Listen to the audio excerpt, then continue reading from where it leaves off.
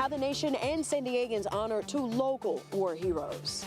Plus, we're back in court for day 7 of the Larry Miliete preliminary hearing to determine if he will stand trial on charges he murdered his wife. Heavy rains and king tides. Many neighbors worry about the recent cliff erosion in Pacific Beach. Here we go. And meet the 91-year-old El Cajon man who turned his 9 by 10-foot room into a woodcrafting playground of imagination. You've probably heard it before, but is it really true that cracking your knuckles gives you arthritis? Tonight, we verify. CBS 8 News Live at 6 starts now.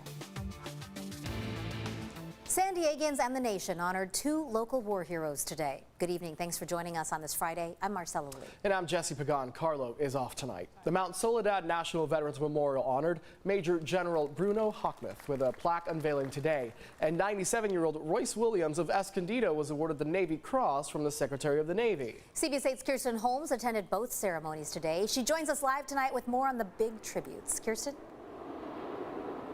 I'm here at the San Diego Air and Space Museum here in Balboa Park. Now, it's a little quiet behind me right now, but just hours ago, hundreds of military servicemen and women and their families all gathered here to watch a local hero, a San Diegan, receive the second highest decoration awarded to sailors and Marines for their valor in combat.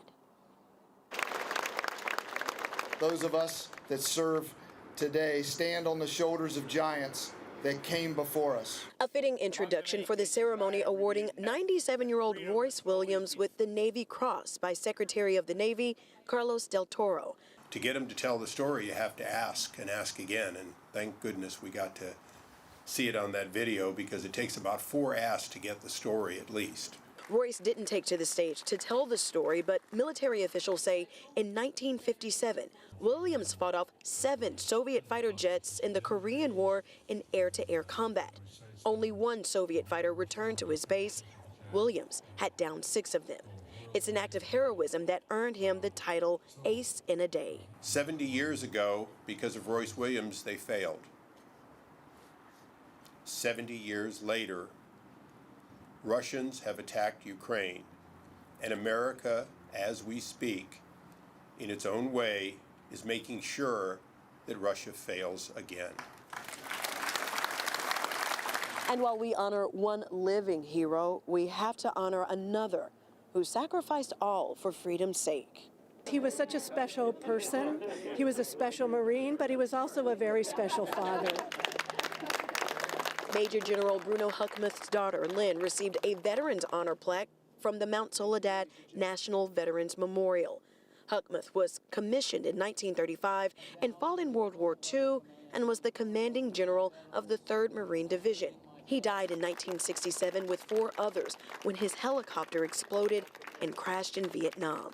Brigadier General Jason L. Morris has a personal connection to the family. My father was the aide-de-camp for General Huckmuth in the mid-1960s, and just by fate, I arrived at the Marine Corps Recruit Depot San Diego to be the commanding general here. As long as we continue to talk about them, as long as we continue to say their names, their memory is never forgotten.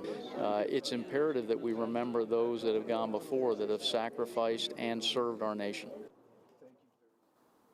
All right, I want to share something with you. Royce Williams was actually sworn to secrecy for his bravery in the Korean War, so all evidence of that epic battle was actually wiped from the records. And for Huckmuth, his plaque will join the 5,600 other Veterans Honor plaques at Mount Soledad. Reporting live for CBS 8, I'm Kirsten Holmes. Back to you. So wonderful they can share their stories now. Thanks so much, Kirsten. Absolutely.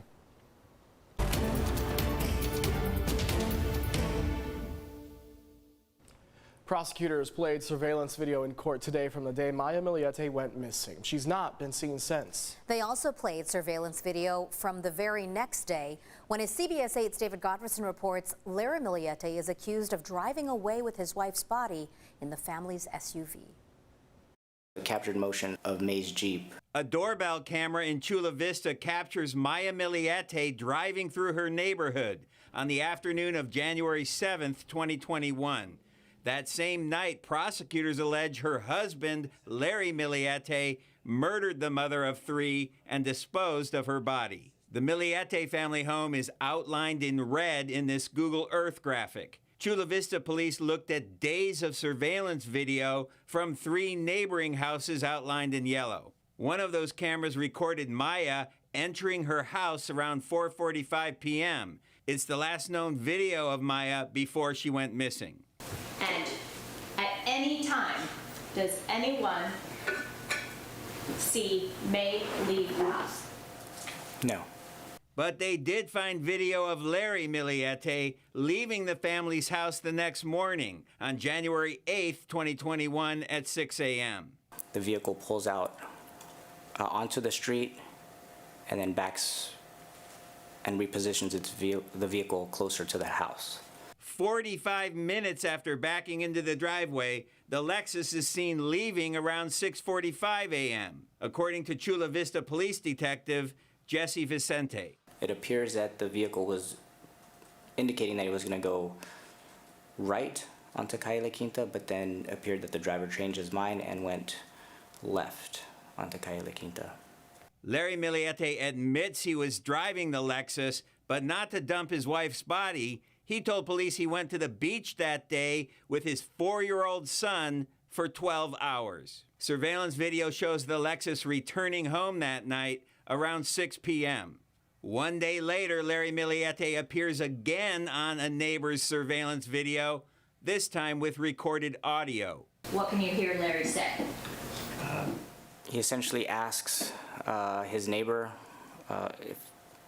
to detail his car, the Lexus specifically, because it was scratched during a Anza Borrego Jeep trip.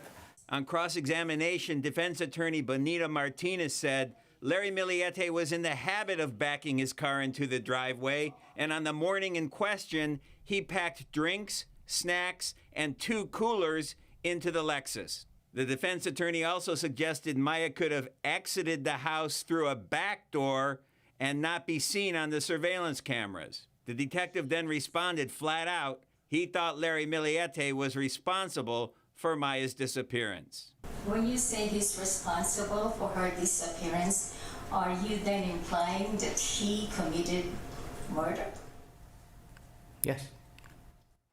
That same detective also testified that testing was done on blood found in the master bathroom of the Miliete home. The DNA testing revealed the blood did not come from either Larry or Maya Miliete. A lot revealed in court today, David, and seeing that video of Maya and that Lexus is quite chilling. What other evidence came out in court today? On cross-examination, we learned there was no evidence of a struggle inside the family home. And when Larry first spoke to officers, he was cooperative, and he actually suggested that they search his neighbors' homes for surveillance video. All right, and this continues on Monday? It does continue on Monday and could wrap up Monday or Tuesday. All right, David, thanks so much for that update tonight. Tonight, San Diego police detectives are still looking for 2 people who shot and killed a man in the gas lamp this morning. Witnesses say a fight happened just after 4:30 near the Omni and Hard Rock hotels before the shooting. Detectives say the victim is a 29-year-old man, but they haven't released his name yet. No one else was hurt. Investigators think the men they're looking for are between 18 and 30 years old, wearing dark clothing at the time. Call Crime Stoppers. The number is at the bottom of your screen right now if you have any information. 43-year-old Cameron James will spend the next 9 months behind bars, convicted and sentenced of a hate crime at a Hillcrest restaurant. The incident happened last July. Investigators say James approached Crest Cafe displaying pride flags and used a slur to insult an employee. They say he then threw a tray of food at that employee, knocked over tables and chairs. James pleaded guilty on January 6th. San Diego County will pay $12 million to the family of a 32-year-old man who died in an altercation with sheriff's deputies back in 2015. It is one of the largest settlements ever in a case involving use of force, and it doesn't even come close to what the jury actually awarded. 32-year-old Lucky Founzy died in April 2015 after getting hogtied and tased by sheriff's deputies while he was in a mental health crisis. In March of last year, a jury found the deputies used excessive force and awarded the family $85 million in damages. But a judge said that award was too much. Yesterday, that judge approved the $12 million settlement offer, which ends this case. To read more about the lawsuit, head on over to our website, cbs8.com. Massive SDG&E bills have people wondering why we're paying so much more for energy than people anywhere else in the country. It's a story we've been working for you on for weeks, trying to get answers. Even though the price of natural gas is going down globally, we found that California's prices aren't dropping because of several factors. One of them, delivery costs. A lot of SDG&E's natural gas comes from other states, like Texas, which is more difficult to transport from compared to other parts of the country. I go across the desert, there's not a lot of infrastructure support there, or you got to go north through the Rockies, and then you got to go uphill.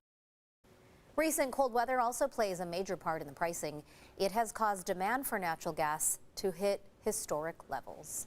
Today, County Supervisor Nathan Fletcher announced a new coalition dedicated to ending veteran homelessness. The coalition will decide how to use federal resources to help get vets off the streets. Supervisor Fletcher says there's been a 30% decrease in veteran homelessness over the past 4 years. The coalition's ultimate goal is a 100% decrease. We'll deliver results, and the result is getting every single homeless veteran off the streets in San Diego County and on the path to a fulfilled and healthy life.